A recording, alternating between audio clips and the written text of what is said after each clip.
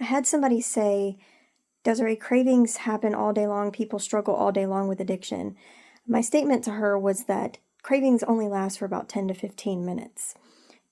A lot of people can't understand that even though cravings only last 10 to 15 minutes, people can be triggered one after the other, after the other, after the other all day long, and they don't seem to understand what their triggers are. So they seem to be thinking that they're fighting it all day long. However, we know that when something in our environment triggers our amygdala, the amygdala is the thing in the center of the brain that's kind of like a warning system. It takes the things from the outside, the stimuli, things that we hear, smell, see, touch, feel, and then it converts that into a message, and it sends that message somewhere. So when we smell steak cooking, it triggers the system, the same system that's triggered when we are triggered to want to use substances. And so it will send a message to the old brain, which is at the back of your spine, and it will say, hey, we smell steak cooking.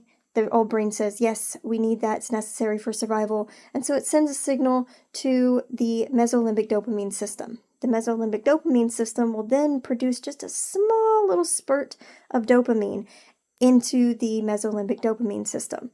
It's kind of like when you prime a lawnmower. You push the button to prime the lawnmower, it pulls in just a little bit of gas, just to put enough gas into the carburetor for it to crank. So when you pull the string, it cranks. It has enough to fire the engine. So it's the same thing that's happening in your brain. It has just enough dopamine to get you going and to spur you into action to go eat the food, because the brain sees that as necessary for survival. We've eaten steak before, it gave us a rush of dopamine, and so that's stored in the hippocampus, in the memory center of our brain, that this is good for us, we need it, it's necessary for survival. So when we start using substances and it gives us this dopamine rush, the brain sees that as necessary for survival. So anytime that something in our environment triggers us to want to use, it's because we see the stimulus. The hippocampus brings up the memory of, hey, the rolling papers or the lighter or the place where you used to use, or I used to buy alcohol from that gas station, or I used to use with that person, or that chair you sit in, or that cup that you drank from. Anything that we've associated with that substance is going to trigger that little small rush of dopamine, which is going to make you think that you want it. There's a great book. There's a show. It's called The Hijacked Brain. It gives way more information about this, but it's our own brain tricking us into thinking that we need this substance and that it's necessary for us to survive, so we have to have it right now. That's what a craving is. Once we can recognize that, hey, this craving is just a rush of dopamine, I don't actually want the substance, my brain is just crying out for more dopamine, is really what it wants. So to satisfy that rush of dopamine that we're looking for, we can do anything that brings us pleasure or joy that's going to increase our dopamine. A cold shower for 1 to 2 minutes or jumping into a cold pool will increase your dopamine level 250%. Taking a sour candy and putting it in your mouth will increase your dopamine. Exercise. Go take a bubble bath. Go do something that you consider fun. Play with your kids. Go ride a motorcycle.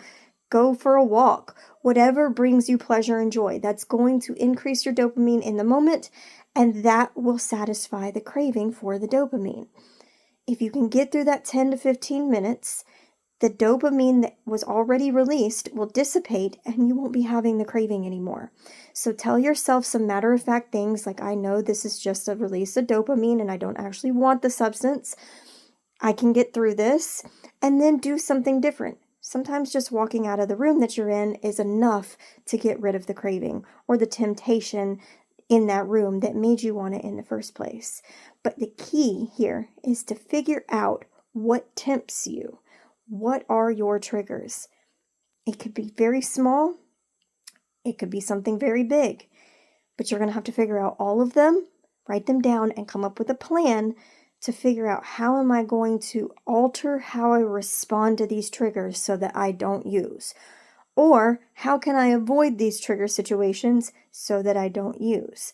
What are some ways that I can distract myself? And what are some ways that I can delay my use?